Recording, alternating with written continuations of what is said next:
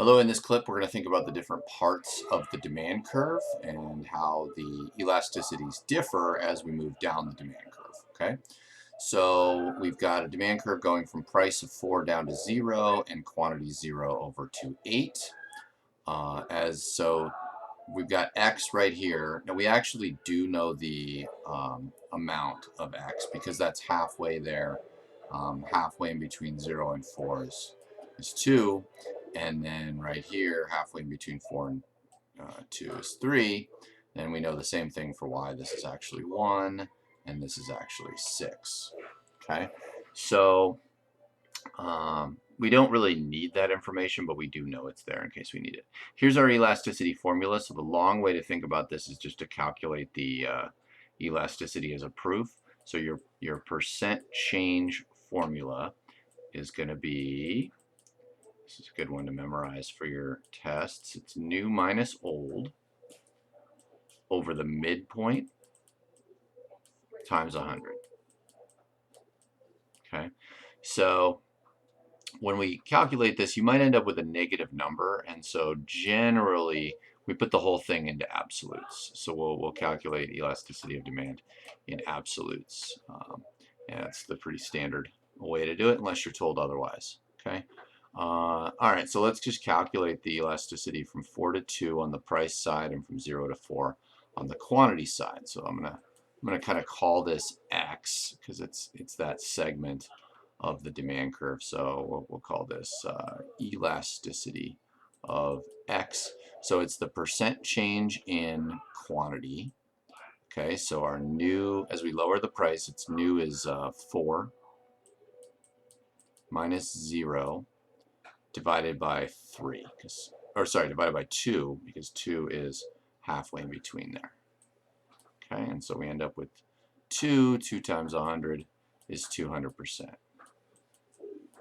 Okay, I'm going kind of quick just to save us all time. And then this is going to be divided by the price side change, so that's over here. So our new price is 2 minus our old price divided by our old price. So we end up with 2/3 or 66% here. Okay, and I'm not that good, so we'll just put it in calculator here. Okay, we get a number right around 3. We're really looking at the relationship here. So the elasticity of demand from here to here is 3. That means it's relatively elastic. From here to here, let's do the same thing, and I'll just do it hopefully quicker. So now we're going from 4 to 8. Okay, so 4 minus 8. It'd actually be, nope, it'd actually be 8 minus 4. It actually doesn't matter which direction you go. Okay, and then divided by 6, and then so that's 2/6. So that's our 66% there. And divided by going from 2 to 0. So our new one is 0 minus 2. Divided by 1, so that's 2 times 100, which is 200. We got a pretty similar number flipped over. 66 divided by 200 is 0.33 or 1/3. Okay, and in absolute terms, I know that's a negative number, but and so we have a higher elasticity up here and lower elasticity here.